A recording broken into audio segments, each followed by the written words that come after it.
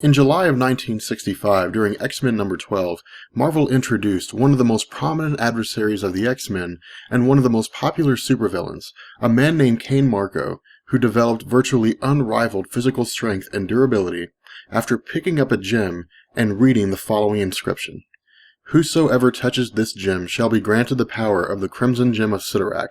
Henceforth, you who read these words shall become forevermore a human Juggernaut."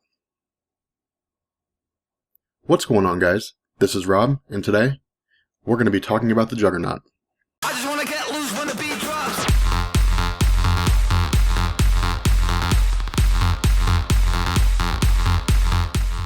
So, the Juggernaut, or Cain Marko, is the result of a very troubled childhood. Of course, he wasn't a murderous child like Cletus Cassidy, but he was the victim of constant abuse, both emotional, mental, and physical, at the hands of his father. In addition, Cain Marko is the stepbrother of Charles Xavier, and the reason for this is because Charles Xavier's father and Cain Marko's father worked very closely to one another. And when Charles Xavier's father died, Cain Marko's father married Charles Xavier's mother for her wealth. As a result, since Cain Marko had been booted out of virtually every boarding school he had been sent to, he was moved in with the family. At the same time, Cain Marko's father really kind of displayed a favoritism of sorts towards Charles Xavier. And so as a result, this rift kind of formed between Charles Xavier and Cain Marko. Cain Marko viewed himself as kind of the cast-off, the black sheep of the family, and not really someone that was desirable as being a child of his father. And he looked at Charles Xavier as though the child that Charles Xavier was the child that his father wished he had. Now, ultimately, this rift really kind of comes to a head, and it becomes irreparable, when Cain Marko's father dies, and Cain Marko overhears his father's last words directed to Charles Xavier, when he tells Charles, "Do not let people know that you have these telepathic powers, because the world's not ready for it yet." Prior to this point, there had been a few instances where Charles Xavier had used his powers unintentionally on Cain Marko, and Cain Marko had been aware of this. But at this point, Cain Marko believed that it had been done intentionally, and so because of this, he really kind of hated Charles Xavier from this point forward, and viewed Charles Xavier as his arch enemy, so to speak. Now, we don't really know a lot about what Cain Marko got into between the time that he and Charles parted ways after his father's death and the time that he and Charles were reunited during the Korean War. What we do know is that somewhere along the line, Cain Marko became a mercenary, and he was involved in a third world nation in a revolution that was taking place as part of the revolutionary forces. Because of the fact that the revolutionary forces were defeated, Cain Marko was thrown in jail, where he met his future ally, Black Tom Cassidy, the cousin of Banshee, and also kind of the black sheep of his own family, although he intentionally chose to become a villain. Black Tom Cassidy used his abilities to help him and Cain Marko escape, and then Cain Marko again kind of became a mercenary for a time. Shortly after, of course, he and Charles Xavier reunited during the Korean War, which is when Cain Marko finds the Temple of Cyttorak, reads the inscription for the Crimson Gem of Cyttorak, and is imbued with a fraction of Cyttorak's powers. Now, in order to understand Cyttorak, in order to understand the powers that the Juggernaut has, we need to do a little bit of backstory here. Cyttorak is one of 8 deities that had previously roamed the earth around 1,000 years before Cain Marko found the Crimson Gem of Cyttorak. And at the time, there was a disagreement of sorts between these deities, these entities, as to which one was the most powerful. And so they agreed on something called the Wager or the War of Octessence.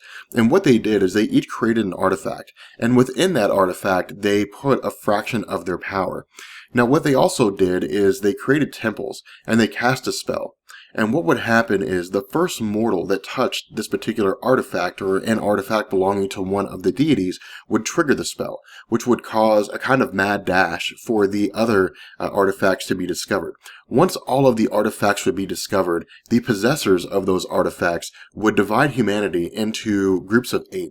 And they would each control 1/8 of humanity after bending the will of humanity to their own.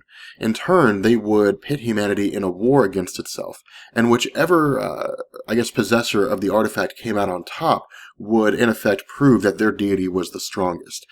Now, with regards to Cain Marko's power as the Juggernaut, Because of the fact that he possesses a fraction of Sidorak's powers, his powers are essentially extreme physical strength, virtually unrivaled physical strength, extreme durability, and to a degree force fields and different things like that. But for the sake of this discussion, we're going to really focus on the mainstays of his abilities, and that is his physical strength and his durability. The Juggernaut does not require any sustenance or air to survive. He requires no food, no water, nothing. He can survive in the vacuum of space for a time.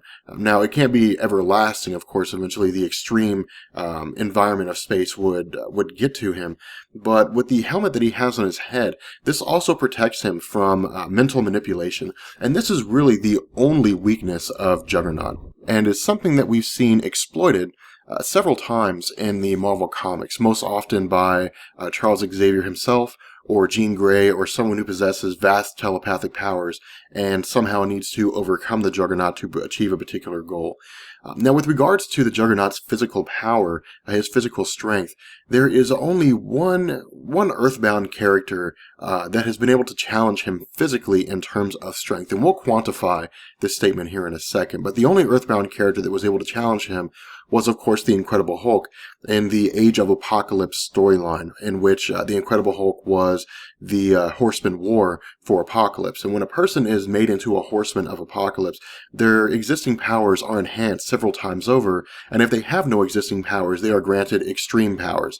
And in this instance, the Incredible Hulk's strength was increased several times over. Now, when I say that we needed to quantify this, what I mean to say is that there are some Earthbound characters that can defeat Juggernaut, but these are characters who are wildly powerful. Jean Grey as the Phoenix Force, Franklin Richards, with the ability to manipulate matter on an extreme scale, Mad Jim Jaspers, who can manipulate matter on an extreme scale, Proteus, different characters like that. These are characters that have such extreme abilities that their powers don't rest within the realm of physical strength. And in fact, physical strength isn't relative or isn't relevant to what it is that they can do, because it wouldn't really hinder their powers. Now, with the Juggernaut, in terms of his goals, he's a perfect example of a dim-witted bully who is granted extraordinary abilities. He's not very smart. He's for the most part unintelligent. He has a measure of intelligence, don't get me wrong, but it is a little below average relative to the average human being that we see in Marvel Comics. His goal for the most part, is to really just kind of defeat Charles Xavier, to kill him. That's his driving factor in life, which is really kind of funny, because if you were to take someone who had a higher level of intelligence, say for example, someone like Charles Xavier, and were to give him the powers of Sidorak, extreme durability, extreme physical strength, they could use them for a multitude of different things. And in fact, there was actually a point in the Marvel Comics, and I don't remember the name of the kid, but there was a point in which Juggernaut threw the Crimson Gem into space, and it was bumped back into Earth's orbit and crashed back into the planet after being hit by Nova. And there was a young kid who found the gem and used the gem for his own purposes, and he was able to manipulate all different kinds of things. He could manipulate computers all across the world. He could make all the computers function as if they were operating in one will, kind of like Skynet and Terminator, so to speak. He was able to manipulate the gem in ways that had never been conceived of by Cain Marko. But again, this does not mean that Cain Marko is someone that should not be taken seriously. And in fact, during the first encounter with the Juggernaut in the X-Men comics, Charles Xavier tells the X-Men, be very, very careful, because this man possesses a physical strength which none of you can match. He will destroy all of you if you allow him to. So, with that being said, I'm going to go ahead and bring this video to an end. I hope you guys enjoyed it. If you did, let me know, and I will catch you guys later. Peace.